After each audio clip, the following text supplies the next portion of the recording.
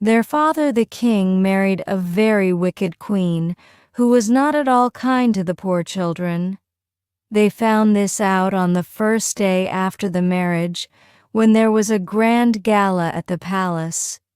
For when the children played at receiving company, instead of having as many cakes and sweetmeats as they liked, the queen gave them only some sand in a little dish and told them to imagine that was something nice. Far hence, in a country whither the swallows fly in our winter time, there dwelt a king who had 11 sons and 1 daughter, the beautiful Elise. The 11 brothers, they were princes, went to school with stars on their breasts and swords by their sides. They wrote on golden tablets with diamond pens, and could read either with a book or without one. In short, it was easy to perceive that they were princes. Their sister Elise used to sit upon a little glass stool and had a picture book which had cost the half of a kingdom. Oh, the children were so happy, but happy they were not to remain always. The week after, she sent the little Elise to be brought up by some peasants in the country, and it was not long before she told the king so many falsehoods about the poor princes that he would have nothing more to do with them. "Away out into the world, and take care of yourselves," said the wicked queen. "Fly away in the form of great speechless birds." But she could not make their transformation so disagreeable as she wished. The princes were changed into 11 white swans. Sending forth a strange cry, they flew out of the palace windows over the park and over the wood. It was still early in the morning when they passed by the place where Elise lay sleeping in the peasant's cottage. They flew several times round the roof, stretched their long necks and flapped their wings, but no one either heard or saw them. They were forced to fly away, up to the clouds and into the wide world. So on they went to the forest, which extended as far as the seashore. The poor little Elise stood in the peasant's cottage, amusing herself with a green leaf, for she had no other plaything. She pricked a hole in the leaf and peeped through it at the sun, and then she fancied she saw her brother's bright eyes, and whenever the warm sunbeams shone full upon her cheeks, she thought of her brother's kisses. One day passed exactly like the other. When the wind blew through the thick hedge of rose trees in front of the house, she would whisper to the roses, "Who is more beautiful than you?" But the roses would shake their heads and say, "Elise." And when the peasant's wife sat on Sundays at the door of her cottage reading her hymn book, the wind would rustle in the leaves and say to the book, "Who is more pious than thou?" "Elise," replied the hymn book. And what the roses and the hymn book said was no more than the truth. Elise was now 15 years old. She was sent for home. But when the queen saw how beautiful she was, she hated her the more, and would willingly have transformed her like her brothers into a wild swan, but she dared not do so because the king wished to see his daughter. So the next morning the queen went into a bath which was made of marble and fitted up with soft pillows and the gayest carpets. She took 3 toads, kissed them, and said to one, "Settle thou upon Elise's head that she may become dull and sleepy like thee." "Settle thou upon her forehead," said she to another, "and let her become ugly like thee, so that her father may not know her again. And do thou place thyself upon her bosom, whispered she to the third, "that her heart may become corrupt and evil, a torment to herself." She then put the toads into the clear water, which was immediately tinted with a green color, and having called Elise, took off her clothes and made her get into the bath. One toad settled among her hair, another on her forehead, and the third upon her bosom. But Elise seemed not at all aware of it. She rose up, and 3 poppies were seen swimming on the water. Had not the animals been poisonous and kissed by a witch, they would have been changed into roses whilst they remained on Elise's head and heart. She was too good for magic to have any power over her. When the queen perceived this, she rubbed walnut juice all over the maiden's skin so that it became quite swarthy, smeared a nasty salve over her lovely face, and entangled her long, thick hair. It was impossible to recognize the beautiful Elise after this. When her father saw her, he was shocked and said she could not be his daughter. No one would have anything to do with her but the mastiff and the swallows. But they, poor things, could not say anything in her favor. Poor Elise wept and thought of her 11 brothers, not one of whom she saw at the palace. In great distress she stole away and wandered the whole day over fields and moors till she reached the forest. She knew not where to go, but she was so sad and longed so much to see her brothers, who had been driven out into the world, that she determined to seek and find them. She had not been long in the forest when night came on, and she lost her way amid the darkness. So she lay down on the soft moss, said her evening prayer, and leaned her head against the trunk of a tree.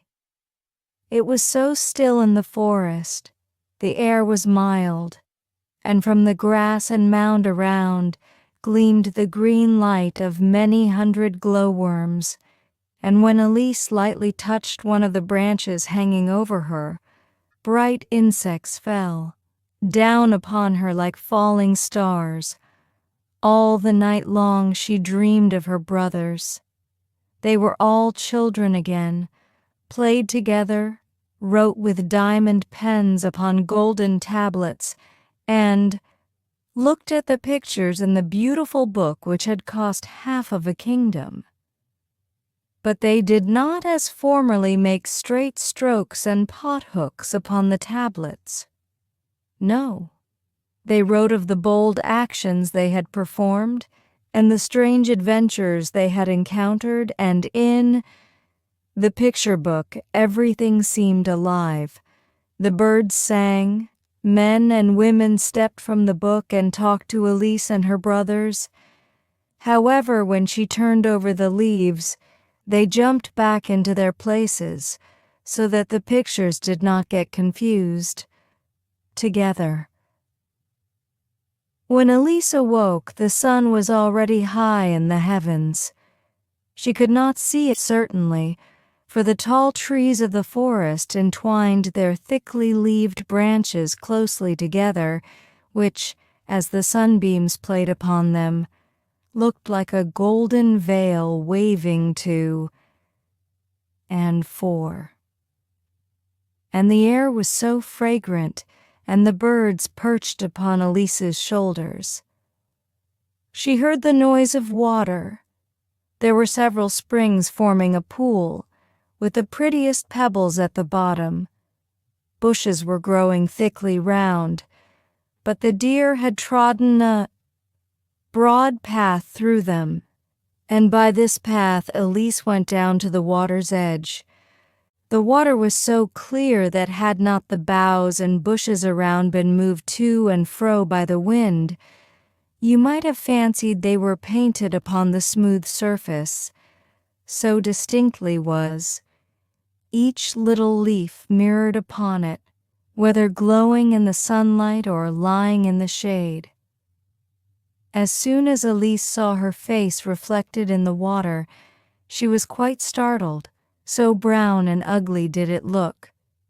However, when she wetted her little hand and rubbed her brow and eyes, the white skin again appeared. So Elise took off her clothes, stepped into the fresh water, and in the whole world there was not a king's daughter more beautiful than she then appeared.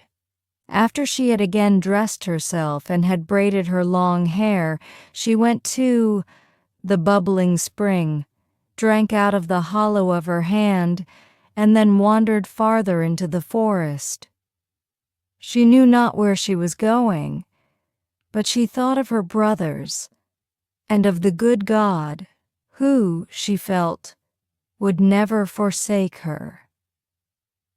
He it was who made the wild crab trees grow in order to feed the hungry, and who showed her a tree whose boughs bent under the weight of their fruit.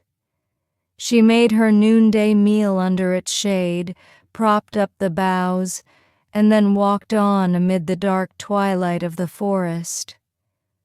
It was so still that she could hear heron footsteps and the rustling of each little withered leaf that was crushed beneath her feet.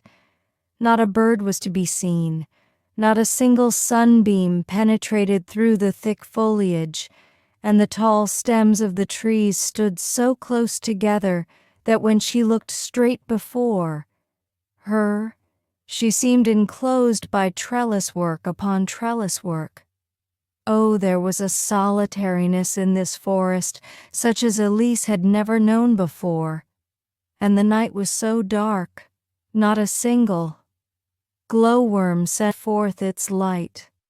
Sad and melancholy she lay down to sleep, and then it seemed to her as though the boughs above her opened, and that she saw the angel of God looking down upon her with gentle aspect, and 1,000 little cherubs all around him. When she awoke in the morning, she could not tell whether this was a dream or whether she had really been so watched. She walked on a little farther and met an old woman with a basket full of berries. The old woman gave her some of them, and Elise asked if she had not seen 11 princes ride through the wood. "No," said the old woman, "but I saw yesterday 11 swans with golden crowns on their heads swim down the brook near this place."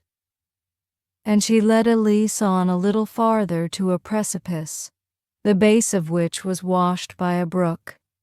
The trees on each side stretched their long, leafy branches towards each other, and where they could not unite, the roots had disengaged themselves from the earth and hung their interlaced fibers over the water.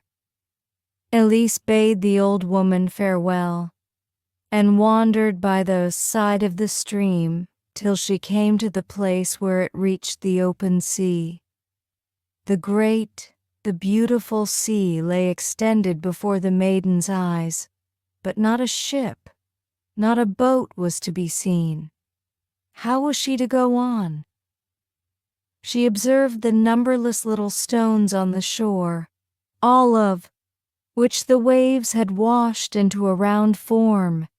Glass, iron, stone, everything that lay scattered there had been molded into shape. And yet the water which had affected this was much softer than Elise's delicate little hand. "It rolls on unweariedly," said she, "and subdues what is so hard. I will be no less unwearied. Thank you for the lesson you have given me, ye bright rolling waves. Some day, my heart tells me, you shall carry me to my dear brothers." There lay upon the wet sea grass 11 white swan feathers. Elise collected them together. Drops of water hung about them, whether dew or tears she could not tell. She was quite alone on the seashore, but she did not care for that. The sea presented an eternal variety to her, more indeed in a few hours than the gentle inland waters would have offered in a whole year. When a black cloud passed over the sky, it seemed as if the sea would say, "I too can look dark." And then the wind would blow and the waves fling out their white foam. But when the clouds shone with a bright red tint and the winds were asleep, the sea also became like a rose leaf in hue. It was now green, now white, but as it reposed peacefully, a slight breeze on the shore caused the water to heave gently like the bosom of a sleeping child.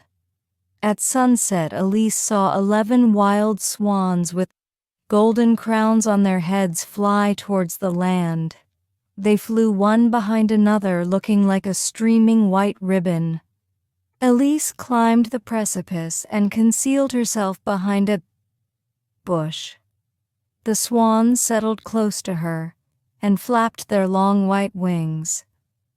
As the sun sank beneath the water, the swans also vanished, and in their place stood 11 handsome princes, the brothers of Elise. She uttered a loud cry, for although they were very much altered, Elise knew that they were, felt that they must be her brothers.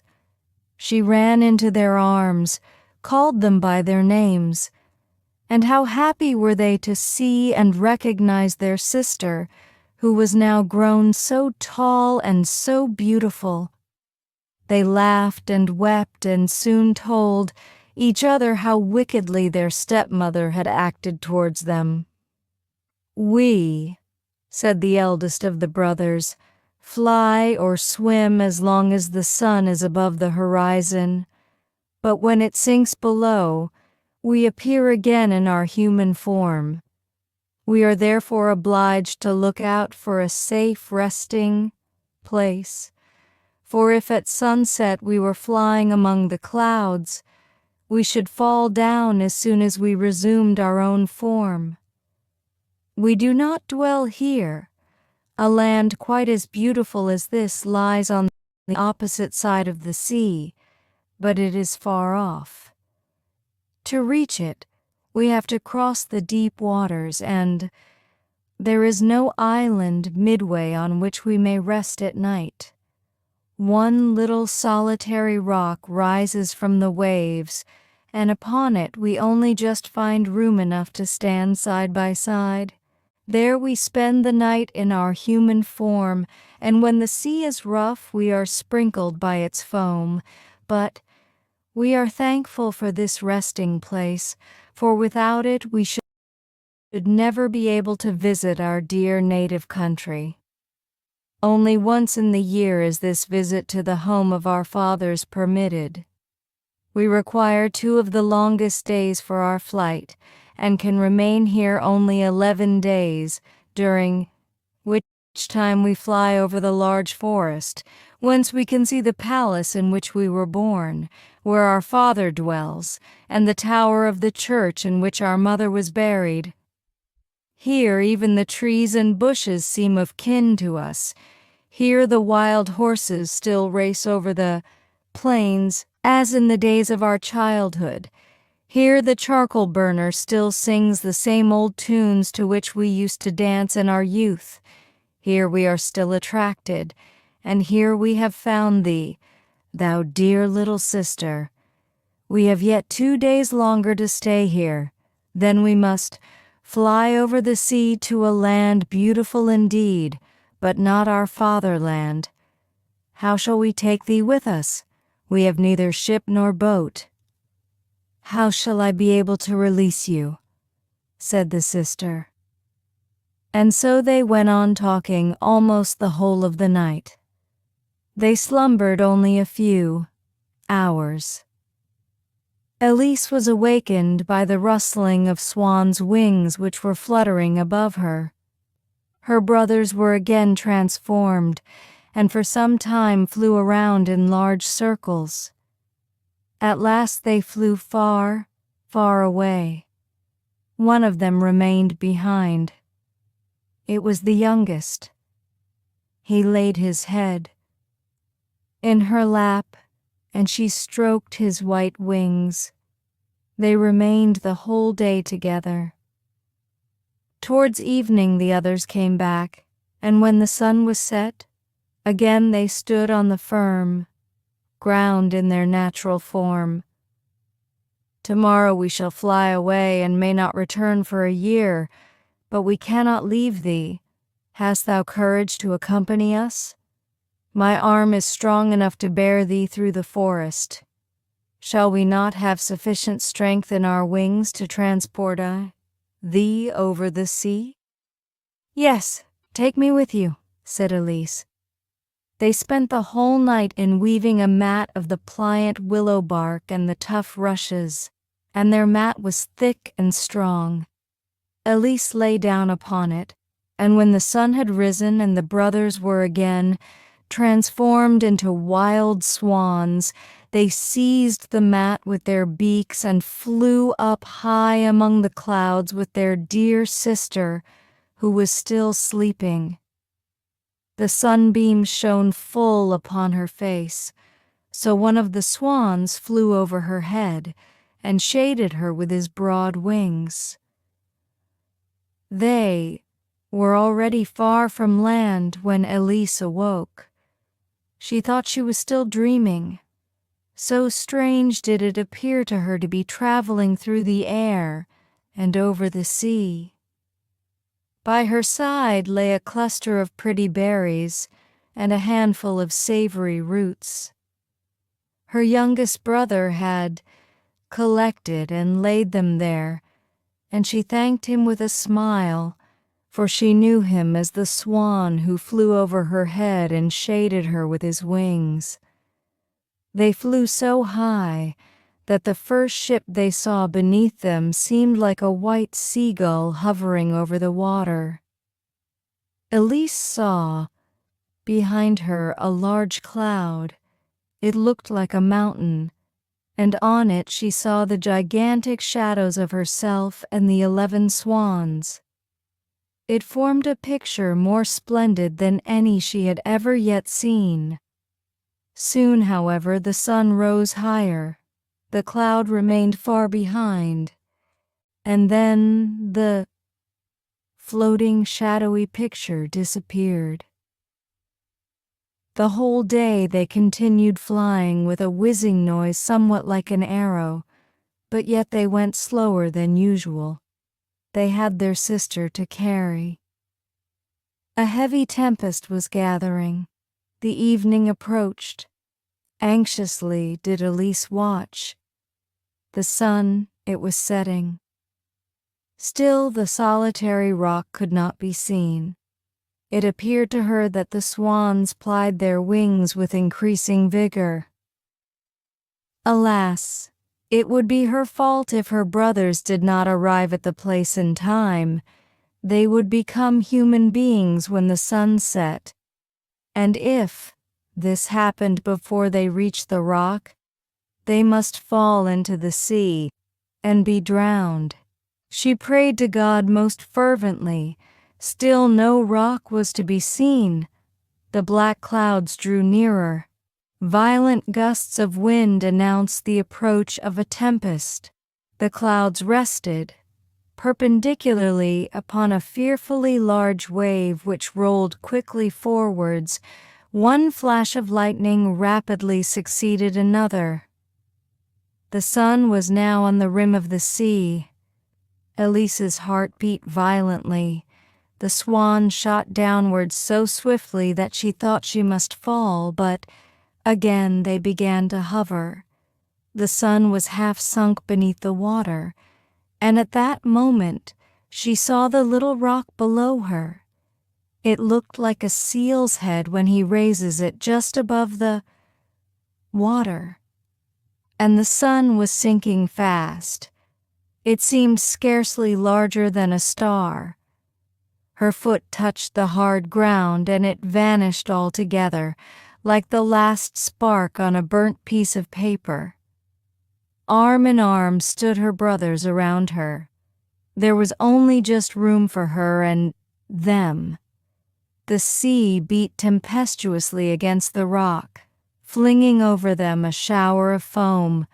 The sky seemed in a continual blaze with the fast succeeding flashes of fire that lightened it, and peal after peal rolled on the thunder. But sister and brothers kept firm hold of each other's hands. They sang a psalm, and their psalm gave them comfort and courage. By daybreak the air was pure and still, and as soon as the sun rose, the swans flew away with Elise from the rock.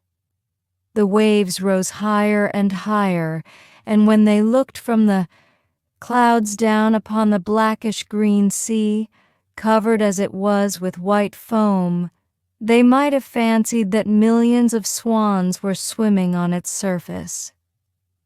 As day advanced, Elise saw floating in the air before her a land of mountains intermixed with glaciers, and in the Gong center a palace a mile in length, with splendid colonnades surrounded by palm trees and gorgeous-looking flowers as large as mill wheels. She asked if this were the country to which they were flying, but the swans shook their heads, for what she saw was the beautiful, airy castle of the fairy Morgana, where no human being was admitted. And whilst Elise still bent her eyes upon it, mountains, trees, and castle all disappeared, and in their place stood 12 churches with high towers and pointed windows. She fancied she heard the organ play, but it was only the murmur of the sea. She was now close to these churches, but behold, they have changed into a large fleet sailing under them. She looked down and saw it was only a sea mist passing rapidly over the water. An eternal variety floated before her eyes, till at last the actual land to which she was going appeared in sight. Beautiful blue mountains, cedar woods, towns, and castles rose to view. Long before sunset, Elise sat down among the mountains, in front of a large cavern. Delicate young creepers grew around so thickly that it appeared covered with gay embroidered carpets. "Now we shall see what thou wilt dream of tonight," said her youngest brother, as he showed her the sleeping chamber destined for her. "Oh, that I could dream how you might be released from the spell," said she, and this thought completely occupied her.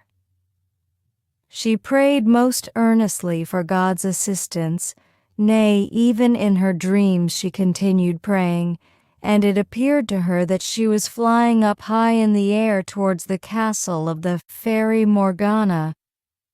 The fairy came forward to meet her, radiant and beautiful, and yet she fancied she resembled the old woman who had given her berries in the forest, and told her of the swans with golden crowns.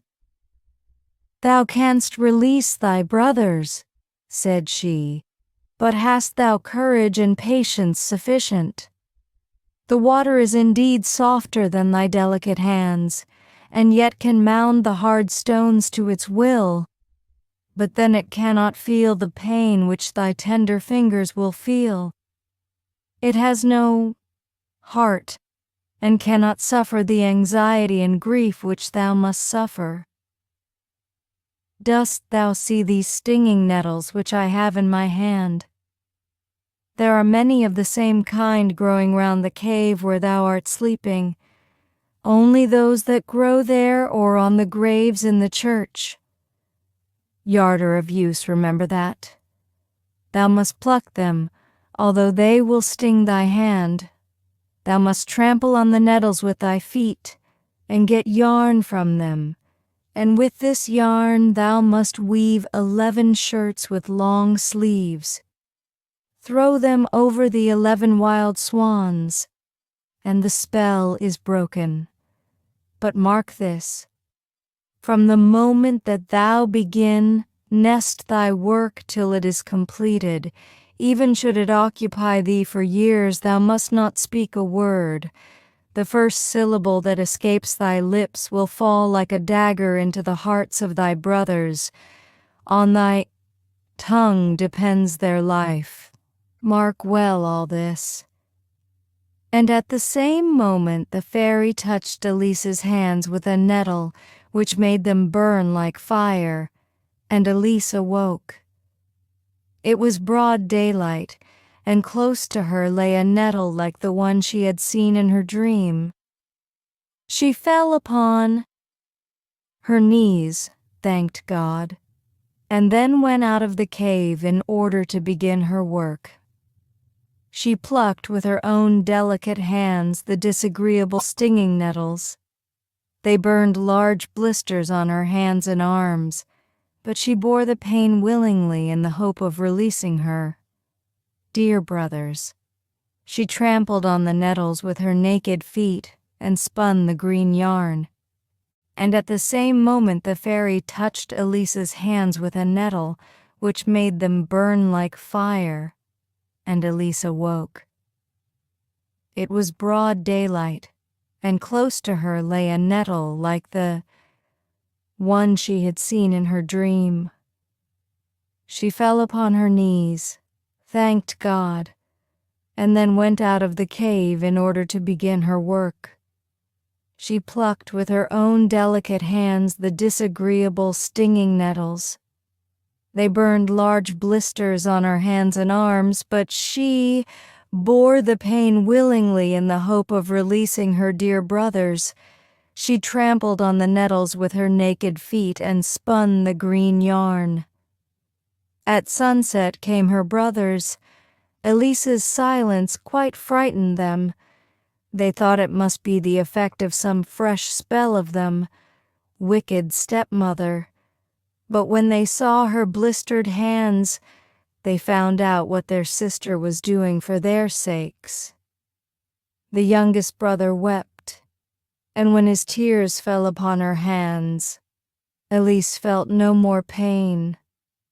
The blisters disappeared. The whole night she spent in her work, for she could not rest till she had released her brothers. All the following days she sat in her solitude, for the swans had flown away, but never had time passed so quickly. One shirt was ready. She now began the second. Suddenly a hunting horn resounded among the mountains. Elise was frightened. The noise came nearer. She heard the hounds barking. In great terror she fled into the cave, bound up the nettles which she had gathered, and combed into a bundle, and sat down upon it. In the same moment a large dog sprang out from the bushes. 2 others immediately followed. They barked loudly, ran away, and then returned. It was not long before the hunters stood in front of the cave. The handsomest among them was the king of that country. He stepped up to Elise. Never had he seen a lovelier maiden. "How calmest thou here, thou beautiful child?" said he. Elise shook her head. She dared not speak. A word might have cost her the life of her brothers, and she hid her hands under her apron lest the king should see how she was suffering. "Come with me," said he. "Thou must not stay here. If thou art good as thou art beautiful, I will dress thee in velvet and silk. I will put a gold crown upon thy head, and thou shalt dwell in my palace." So he lifted her upon his horse, while she wept and wrung her hands. But the king said, "I only desire thy happiness. Thou shalt thank me for this some day." And away he rode over mountains and valleys, holding her on his horse in front, whilst the other hunters followed. When the sun set, the king's magnificent capital with its churches and cupolas lay before them, and the king led Elise into the palace, where, in a high marble hall, fountains were playing, and the walls and ceiling displayed the most beautiful paintings. But Elise cared not for all this splendor. She wept and mourned in silence, even while some female attendants dressed her in royal robes, wove costly pearls in her hair, and drew soft gloves over her blistered hands. And now she was full dressed, and as she stood in her splendid attire, her beauty was so dazzling that the courtiers all bowed low before her, and the king chose her for his bride, although the archbishop shook his head and whispered that the beautiful lady of the wood must certainly be a witch who had blinded their eyes and infatuated the king's heart. But the king did not listen. He ordered that music should be played. A sumptuous banquet was served up, and the loveliest maidens danced round the bride. She was led through fragrant gardens into magnificent halls, but not a smile was seen to play upon her lips or beam from her eyes. The king then opened a small room next her sleeping apartment. It was adorned with costly green tapestry and exactly resembled the cave in which she had been found. Upon the ground lay the bundle of yarn which she had spun from the nettles, and by the wall hung the shirt she had completed.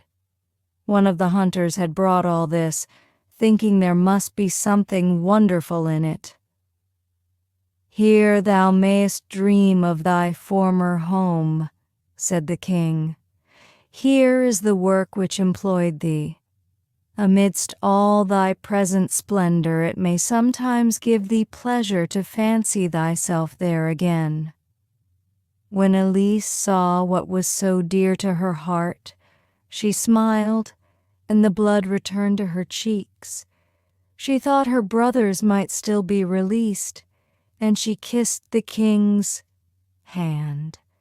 He pressed her to his heart and ordered the bells of all the churches in the city to be rung to announce the celebration of their wedding.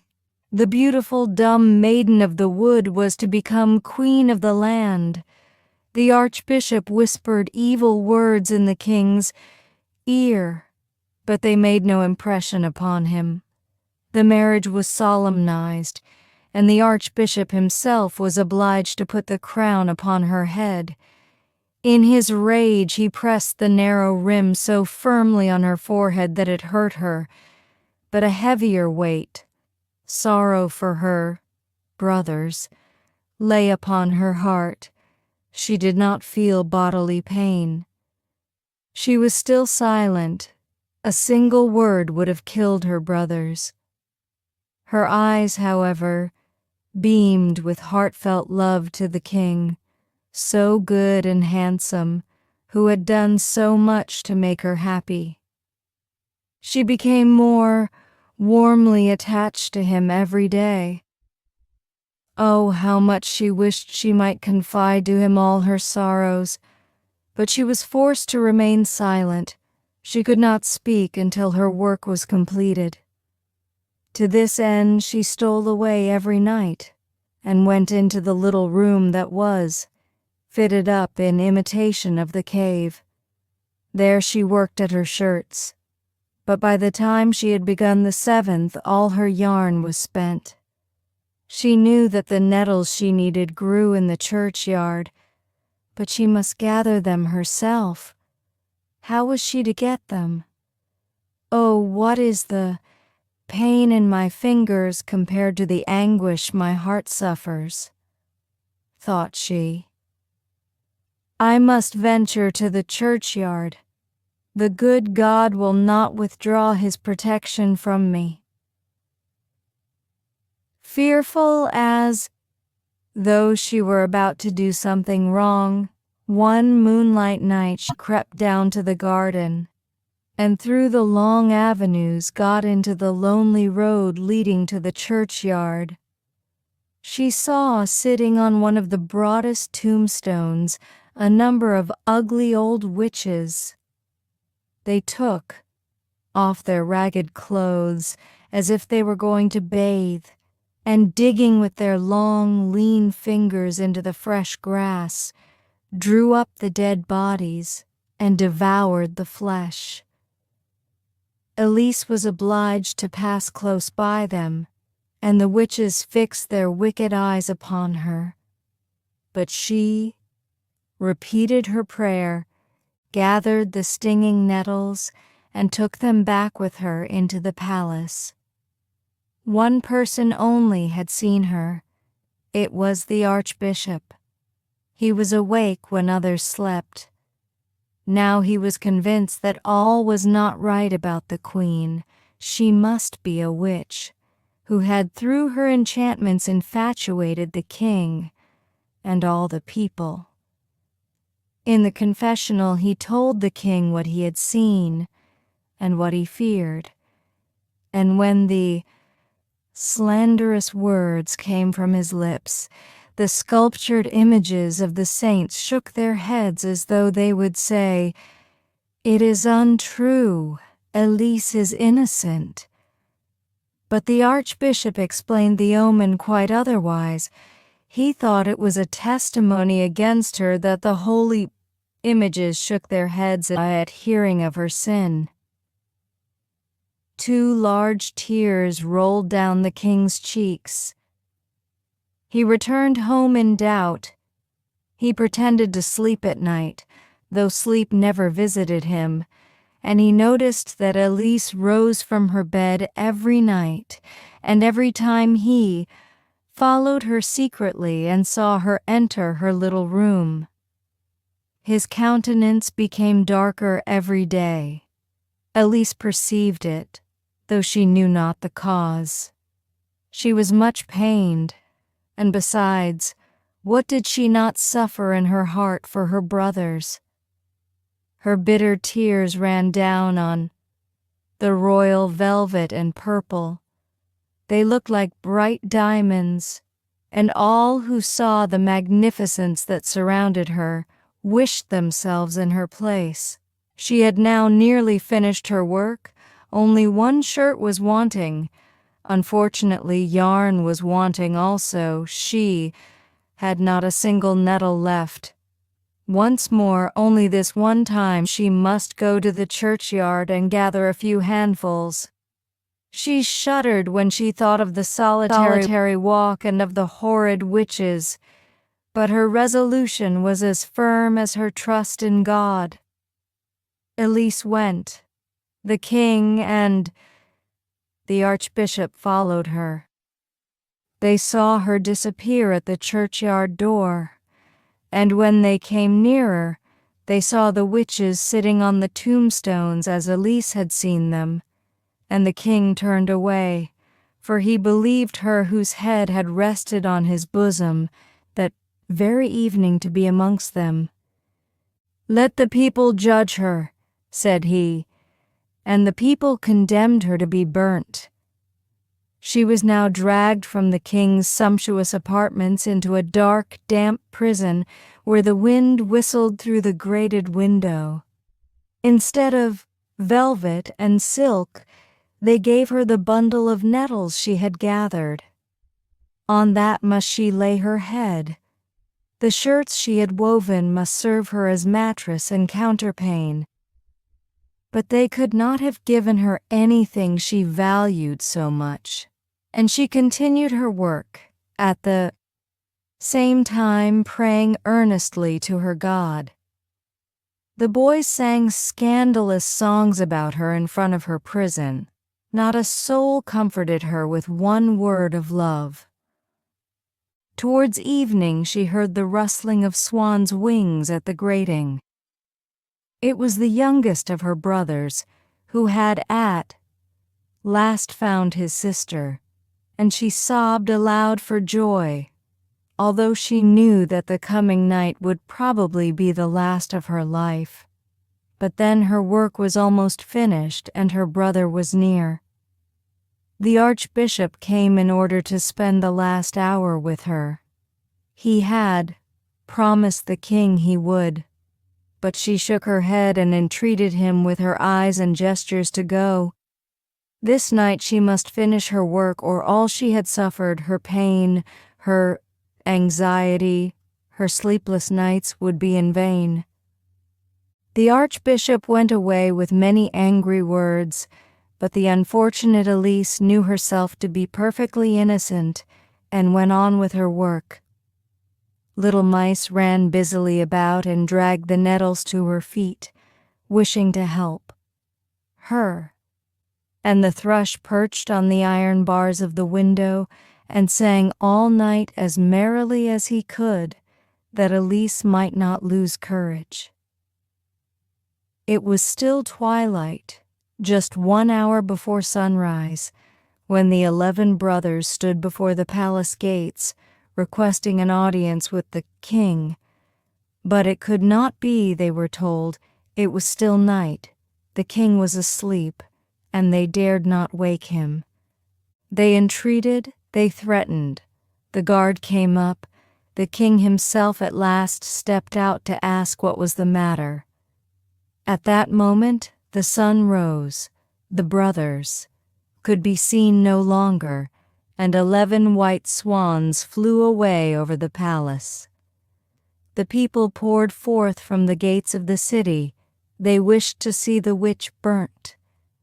One wretched horse drew the cart in which Elise was placed. A coarse frock of sackcloth had been put on. Her beautiful long hair hung loosely over her shoulders. Her cheeks were of a deadly paleness. Her lips moved gently, and her fingers wove the green yarn. Even on her way to her cruel death, she did not give up her work. The 10 shirts lay at her feet as she was now laboring to complete the 11th. The rabble insulted her. "Look at the witch, how she mutters. She has not a hymn book in her hand. No, there she sits with her accursed hocus-pocus. Tear it from her. Tear it into 1,000 pieces." And they all crowded about her, and we were on the point of snatching away the shirts when 11 white swans came flying towards the cart. They settled all round her and flapped their wings. The crowd gave way in terror. "It is a sign from heaven. She is certainly innocent," whispered some. They dared not say so aloud. The sheriff now seized her by the hand. In a moment she threw the 11 shirts over the swans, and 11 handsome princes appeared in their place. The youngest had, however, only one arm and a wing instead of the other, for one sleeve was deficient in his shirt. It had not been quite finished. "Now I may speak," said she. "I am innocent." And the people who had seen what had happened bowed before her as before a saint. She, however, sank lifeless in her brother's arms. Suspense, fear, and grief had quite exhausted her. "Yes, she is innocent," said brother, and he now related their wonderful history. Whilst he spoke, a fragrance as delicious as though it proceeded from millions of roses diffused itself around, for every piece of wood in the funeral pile had taken root and sent forth branches. A hedge of blooming red roses surrounded Elise, and above all the others blossomed a flower of dazzling white color, bright as a star. The king plucked it and laid it on Elise's bosom, whereupon she awoke from her trance with peace and joy in her heart. And all the church bells began to ring of their own accord, and birds flew to the spot in swarms, and there was a festive procession back to the palace such as no king has ever seen equaled. Thanks for watching. Don't forget to like and subscribe to our channel. Have a nice day.